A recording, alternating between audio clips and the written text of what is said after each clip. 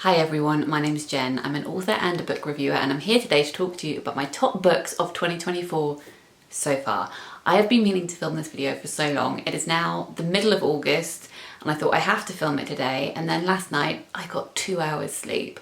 We love a sleep regression. Yes, let's see how we get on. You can let me know in the comments, please be nice, how well you think I did under the circumstances. I have 10 books to talk to you about today. That was not intentional. I just went through the list of books I've read so far and picked out some of my favourites, and we happen to have a lovely round number, and I also have 2 honourable mentions as well.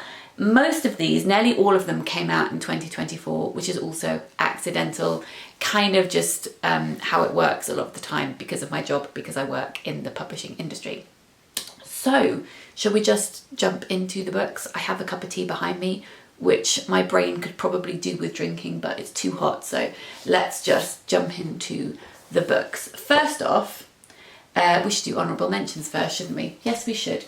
First off, 2 honourable mentions. Number 1 is an honourable mention because it is a reread, and I don't include rereads in my favourites, but I wanted to give it a shout out because I was looking at my list of favourite books when I read this for the first time, and this book appeared in that list, and I think that was 2015, and it was midway through the favourites, maybe number 6 or 7, and I don't know why, because I was looking at the other books I read that year and they haven't stayed with me as much as this one. This one should really be number 1, I think, so I want to give it a bit of a boost, and that is Grief is a Thing with Feathers by Max Porter.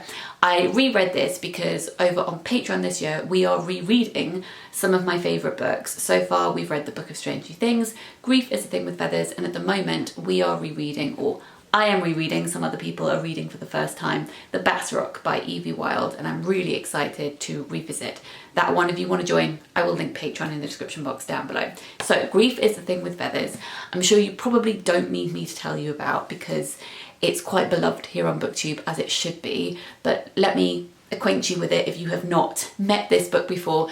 This is a novel, some say that's told in verse, you might just say that it is poetic prose, whatever. It's a very lyrical book about a father and 2 sons, and their mother/wife has recently died. The father is a Ted Hughes scholar, and his manifestation of grief is Crow, Ted Hughes's Crow, the character Crow, and it storms into their house under the guise of trying to help them through this grieving process, but really he's there to taunt them, to humiliate them, because that's what grief does to you.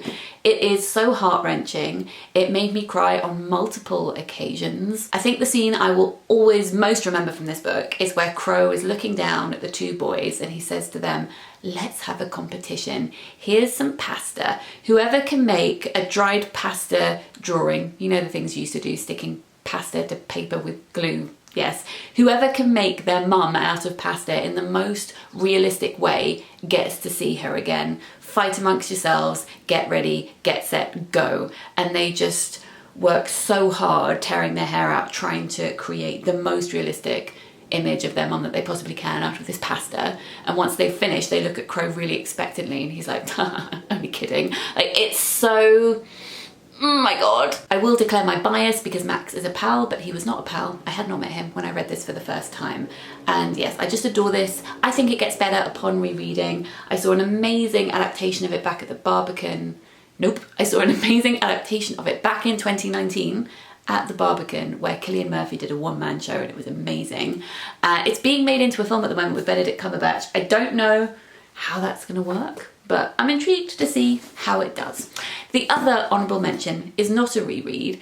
It's a book that I don't think can be a favourite because I think it's really flawed and it annoyed me quite a bit, but I can't stop thinking about it, so I wanted to include it, and that is Butter by Asako Yuzuki, which is translated from the Japanese by Polly Barton.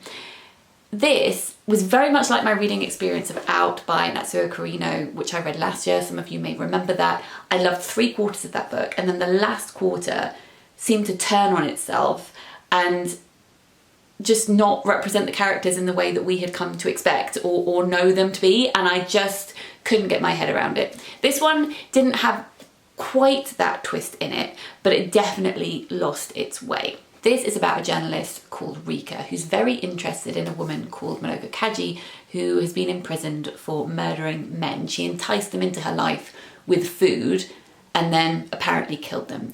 And she wants to go and interview her. No interview has been granted before, and she really would like to speak to her, find out her motives, because there's going to be a retrial soon, and then write about it for her job. So she ends up getting this interview because she writes to Manoka Kaji saying how much she also loves food. So they bond over this love of food. She goes to visit her, and Manoka Kaji is very caged at first, doesn't want to talk about anything to do with her trial or her conviction, and instead just wants to talk about food and gives her recipes to try, which she then does. She then comes back to the prison to report on how those recipes went. Or Manoka Kaji gives her restaurants to go and visit, and then she has to come back and review them for her. I loved all of the descriptions of food in this. It made me ever so hungry. I also love the descriptions of Tokyo. Manoka Kaji believes that you should really take your time with food, that you should be really self-indulgent, and I think the prose reflects that. This is a very meandering book. It's taking its time. It's presenting you with lots of different ideas, lots of courses to sample. But then the problem with that is that I hoped all of these themes and ideas, because there are a lot of them, would come together at the end and it would be really satisfying, and you would leave, feeling full. I had to kind of, finish that metaphor, but that did not happen. I just ended up feeling a little bit confused, and I think this book was also a bit confused. And I've spoken to others, some of you commented when I reviewed this the first time and said you felt the same way. You couldn't even remember the ending. I actually can't remember the ending now either. It just kind of wandered off somewhere and I just couldn't follow it. But I really loved the beginning of this book. I really loved at least the first half of this book. And I kind of want to reread it, even though I know the ending was super disappointing. Maybe part of me hopes that if I reread it, a light bulb will go on somewhere and I will think, aha, that's what all of that meant. I'm not sure that's going to happen, but I'd like to give it another shot. I listened to this on audio. It is brilliantly narrated by Hanako Footman, who is an author herself. So that's that one. Then we get into my top 10. I have 3 children's books that I want to show you. I am planning on doing a best children's books video, because so many of you have been asking me to do that. It's been a long time since I've done one. I want to say it's been about 8 years, and I have so many picture books that I could talk to you about, not just because I am a mum now, but also I'm a children's book author myself, and I already had loads of picture books on my shelf before having a child, and yes, I would love to share those with you. So my plan is to do that in a month or so, just in case you are looking to gift any books for Christmas in particular, or to yourself, because these ones are gorgeous. So this owns a little piece of my heart. This is Mouse on the River, illustrated by Alice Melvin, and the text is by William Snow, which I didn't realise for ages because his name is not on the front, which I don't quite understand. But the illustration and the formatting of this book is what's so beautiful about it. This is a sequel to Mouse's Wood, which is also amazing, but I didn't read that this year. And let me show you the front. At the front we have a map. This is about the journey that Mouse goes on through a canal and then a river, an estuary into the sea. And it has flaps. Let me show you one of my favourite, here we go, this is one of my favourite pages. So this is Mouse going through a lock in the canal. So you get to fold down this flap as if you're lowering the canal. And then there are so many houses and shops with flaps that you get to open, and you get to see all of the things in the inside of the houses. It is one of the coziest, loveliest books I've ever come across, and it just makes me want to cry. It's so beautiful.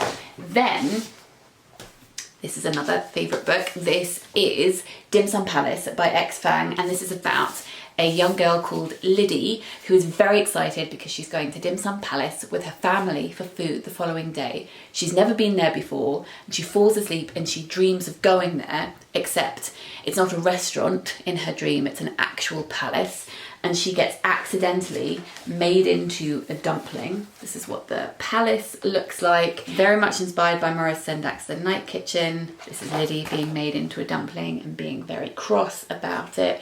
It is the right balance of adorable, fantastical, and slightly terrifying. Love that so much. Sorry if the angle has changed. I was needed elsewhere. I am back now. The third picture book, before we move on to my 7 favourite novels of the year, is Mamacar by Lucy Catchpole, illustrated by Karen George. Disclaimer, Lucy is a friend of mine. We work together. I would love this book anyway. It's a great sequel. No, it's a great companion novel, not a sequel, to a book she did with her husband called You're So Amazing, which was a sequel. That one was a sequel to a book he did called What Happened to You. I've talked about those books on this channel as well. All 3 of them have disabled main characters, and all 3 of them are own voices books as well. And in a lot of picture books, specifically, I would say, when wheelchair users are shown, it's often as an afterthought or as a protagonist who uses a mobility aid that can help them zoom around, and they're super exciting and very, very fast. And for some people, that's what wheelchairs can be. But Lucy wanted to have a picture book that depicted her everyday life as a wheelchair user. And this is the most warm book. This is a hug of a book. I want to read you the blurb just because I think this sums up the warmth. The Mamacar has big wheels and a soft cushion. It can take you outside and anywhere and right back home again. The Mamacar has so many things, but the best thing is it has mummy. And I just love that this is a book that does what children do so well, take these really small everyday moments and make them really big, because that's how they feel when you're little. You relish in the repeated lovely activities that you do with a parent, with a caregiver. And in this, it's about a child who's talking about all the things she can do with her mum, who has her Mamacar. Like, they can use the Mamacar to get from the bed to the kitchen. They can go on expeditions to find things in the house. They have a list of things that they want to find. Or they can use it to go outside in Daddy's big car. The Mamacar goes in the back of the big car. And I just love it. And I can't remember what Lucy screenshotted on Instagram. I think someone had called it disabled vintage core or something. I don't remember.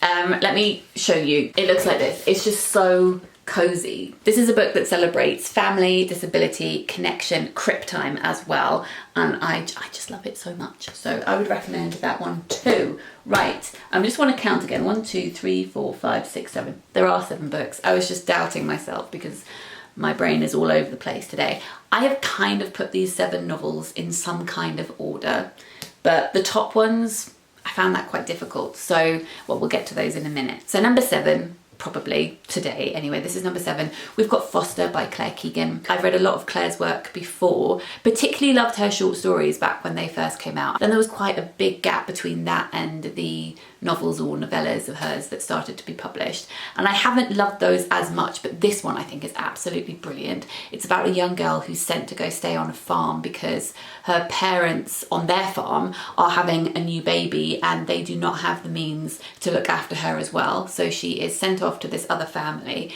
She doesn't know when she'll be returning home, and no one's really explained what's happening very well to her.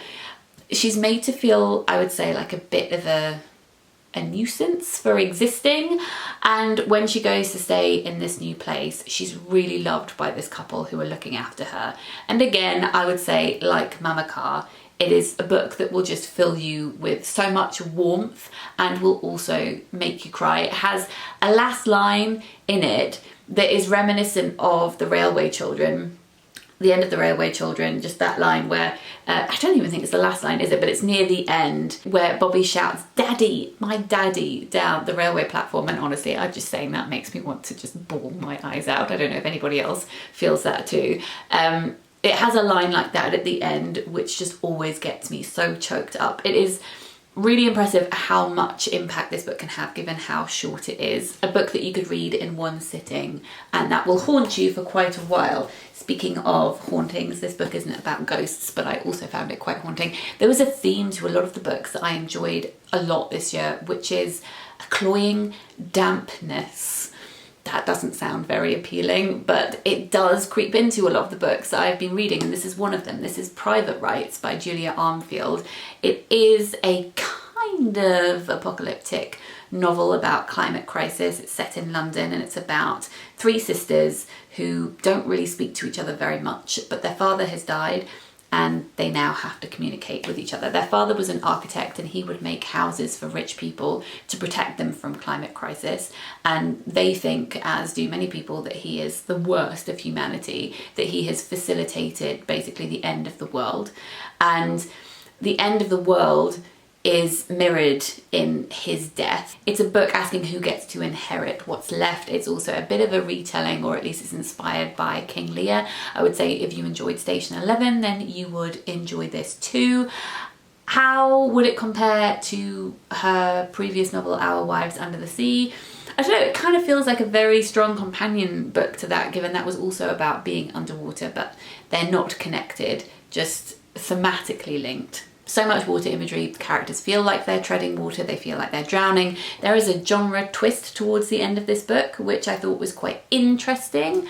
Yes, not my favourite book of the year, but the writing on a sentence-based level is so poetic and so rich, and it felt like the whole novel, excuse the words, washed over me. Then we have got Enter Ghost by Isabella Hamad. This is a novel that I listened to on audio, and is about a woman who travels to Palestine to put on a production of Hamlet. Actually, no, she's not putting on a production of Hamlet. She goes to visit her family and then she gets roped into putting on a production of Hamlet. Interesting, actually, that is it just two of them? I think just two of these books are kind of inspired or incorporate in some form a Shakespeare play. The main character, Sonia, is an actress, and when she was living in London, she was in a relationship with the director. They've recently broke up. She consequently feels quite directionless. She feels like she needs someone to give her a script for her life. When she goes to Palestine to stay with family, she meets a director called Miriam, who hands her a script to Hamlet, but also starts helping her redirect her life outside of the play. And this whole plot line represents her moving away from a white male lens or gaze of looking at or through literature to appreciating, uplifting, reworking literature in order to highlight things that you would like to highlight that are important to you. So in this instance, Miriam is, yes, producing a version of Hamlet in Arabic and also asking how can we retell Hamlet to talk about Palestine. I thought it was really effective. Some of this book is told in script format, which I think works really well on the page, didn't particularly work in audiobook form. So if you can read it in physical form, I appreciate, obviously audiobooks are primarily an accessibility tool, but if you can read it in physical form, I think I would recommend that over the audio for that reason. Then we have this, which is Soldier Sailor by Claire Kilroy. This is a book about early motherhood, and I read it 2 months postpartum. It's about a woman who is really feeling as though she is out of control, very alone, very isolated, and it was a very difficult book to read at that point, especially because I listened to this on audio. I listened to a lot of books on audio this year because of night feeds and all of that. It was the main way that I was able to listen, to absorb, to read books this year. So I love audiobooks anyway, but I've listened to more books than I would normally. And listening to this at 2 a.m, 3 a.m. in the morning when I was so tired, this narrator who's talking about how tired she is because she's feeding a young baby and I am also feeding a young baby. It was very unsettling, actually. When I said I was reading this book because it was on the Women's Prize shortlist and I read the whole shortlist, lots of you checked in with me and said, Jen, I'm not sure that's the best time to be reading that. I would maybe agree with you, but also because of that, I think this book had a greater impact. I will never forget reading this book because of the time that I read it. So if you're also a new mum, approach this book with caution because there are a lot of quite difficult things in it that will, yes, resonate with you, but also, I don't know, feel a little bit too close to home, I think. So yes, it's about this woman who is trying to work out how she's going to cope. Her husband made me so angry. I hated him so much. There is a scene where they go to IKEA and their child, who's a toddler at this point, has a bit of a tantrum, and the dad is really embarrassed, so he just walks off and leaves his wife to, you know, deal with the situation. And I wanted to storm in this novel and hit him. That is what I wanted to do. This book is just a lot of very strong emotion. Sometimes I found the writing a little bit overwrought and sentimental for my personal taste, and that is why it's not higher up on this list, but I couldn't not include it because it was a very intense experience. Then we have my top 3 books of the year so far, the first of which is The Pachinko Parlour by Eliza Shua-Dussapan, and this is translated from the French by Anissa Abbas-Higgins. I'm quite surprised that this is on my favourites list because I read Winter in Sokcho, which I think was her debut a couple of years ago. So many people loved that book and I was so indifferent towards it. I just did not get the hype at all. It may have been because there was a relationship at the centre of the plot and that doesn't always appeal to me. Regardless, I mean, I approached this book because I thought, well, can I be honest? I really love the cover. I love the cover so much. I also really admire what Daunt Books is publishing, and I have loved a lot of their titles. So I thought, you know what? I'm going to give you and your beautiful cover another go. And I'm so glad that I did because obviously I loved this book. This is a novel about Claire, who is a young woman who's gone to stay with her grandparents in Tokyo. Her grandparents are Korean, but they were displaced. They've lived in Japan for a very long time. And Claire's trying to persuade them to go back to South Korea with her because she thought that would be really fun and interesting. But she hasn't really considered the impact, the significance, the weight of that for her grandparents, and that's something she comes to terms with throughout the course of this book. During the summer, Claire is also teaching a young girl, Miko, French because her mum would like her to go to an international school in Europe, which is where Claire is also currently living, not at the school, but in Europe. This is one of those books, like with Private Rights, that is a book that feels as though you're reading it underwater or looking at it through water. Everything is very damp, very humid, makes you feel very sticky. There's a lot of water imagery. It rains all the time. I think it's Miko's bedroom. It's someone's bedroom. I think it's Miko's bedroom is a disused swimming pool that she's sleeping in, which is very bizarre. You really do feel like you're wading through this book, and that might sound like it's difficult to get through. I don't mean it in that respect. I mean that you're trying to push through all of the things that people aren't saying to each other, and that's reflected in the damp imagery that's going on. I just loved it so much. Then we have Pet by Catherine Chidgey. This is a book that is a bit reminiscent of Notes on a Scandal by Zoe Heller. I've actually read 2 books this year that reminded me of Notes on a Scandal in a good way. If you've been around here for a while, you'll know that that's something that I've been searching for ages, and I've been quite disappointed when I've read books that claim to be along the same lines and just have not lived up to that. This one did. I don't even think it said that it's, you know, in the vein of that. It was just the vibe, the feeling that I got when I was reading it. This is a novel that's split across 2 timelines, present day-ish, and then some of it is set in the 80s. The 80s section is where we spend the majority of our time with Justine, who is 12 years old, and she's talking about her teacher, Mrs. Price. Everybody loves Mrs. Price, all the kids love Mrs. Price. She picks teachers' pets every week and gives these children specific tasks that they're allowed to do, gives them a sense of responsibility.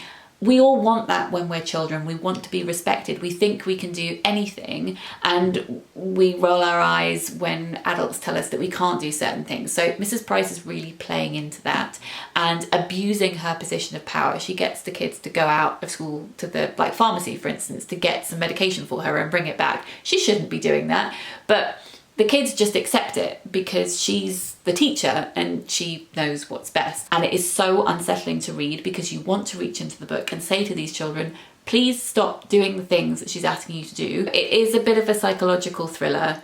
It will keep you on the edge of your seat. And that's all I'm going to say. If the premise intrigues you, please do pick it up. Like, the book makes you feel a bit sick because you know it's going to get somewhere not very nice and you don't know how it's going to get there, and you really actually don't particularly want to know, but you also can't stop reading. Finally, we have River East, River West by Aubrey Lescure. This was my favourite book from this year's Women's Prize shortlist. 3 of the shortlisted books made my top 10, which is quite good going, to be honest. When I reviewed this in my shortlist vlog, which I'll link in the description box down below, I said I didn't have lots to say about this book, and I will say that again now. Sometimes that's a really bad thing because it means a book hasn't resonated with me. I didn't underline anything and I had nothing that I wanted to say about it. Occasionally though, it's a really good sign. It means that I inhaled a book. It means that I just lived and breathed with these characters. Didn't want to make notes because I was in it. I was living it. And that is the case with this book here. So it's split over 2 time periods. One is in 2007 and one is in the 1980s. Yes, 1985. So in the 2007 section, we're following Alva, who's 14 years old, lives in Shanghai with her mother, who's American, and her mother has agreed to marry their landlord, who's called Lu Fang. And Alva is extremely annoyed about this because she just cannot see the appeal at all. Then in the 1985 section, we're following Lu Fang for several years and we learn more about him. And I really didn't like his character at all in Alva's section. To be honest, she's quite unlikable some of the time as well, but I didn't like spending time with him in either section. But the brilliant thing about this book, and it reminded me in a way of Girl, Woman, Other by Bernardine Evaristo, is that you see things from, in this case, Alva's perspective, and you completely agree with her. But then eventually you spend enough time with Lu Fang in the other section where you really sympathise with him, you understand where he's coming from, and it makes you reevaluate everything Alva says about him. And I think that that was a perfect representation of a relationship between a stepdaughter and a stepfather, and the assumptions that people can make about each other, the barriers that people can protectively, defensively put up and then get taken down over time. This book is exploring so many different things. It is dissecting capitalism, it's talking about heritage, it's talking about identity and technology, and it made me cry on several occasions. And I already want to reread it. I wanted to reread it as soon as I finished it, and I just haven't got round to doing that yet. And I think that's a sign of a brilliant book. So yeah, I don't have loads of intricate things to say about this other than I absolutely adored it. So those are my top 10 books of 2024 so far. I would love to know if you have read any of these books. If you have, let me know in a comment down below. Also, let me know what your favourite books of the year so far are. I would love to know that. If you are new to my channel and you would like to subscribe, that would be lovely. And if you enjoy the content that I put out and you would like to consider supporting me on Patreon, that'd be very kind. Patreon is a place where you can throw $1 or £1 in the tip jar, and the support I receive over there allows me to keep creating free content for you on here. There are a few extra things over on Patreon, some behind the scenes stuff, a book club, bookish conundrum quizzes, and some currently reading things, writing chat. You can head over there if that's your cup of tea. It's linked in the description box down below, and also support over there funds my time making these videos accessible by creating captions and all of that good stuff. At the moment I am working on a Booker Prize longlist reading vlog. I think it's going to be a beast of a vlog. At the moment I have read half of the list, and yeah, when I've finished reading the whole list, that video will be up for you. I'm sending lots of love to you all, and I will speak to you very soon. Bye.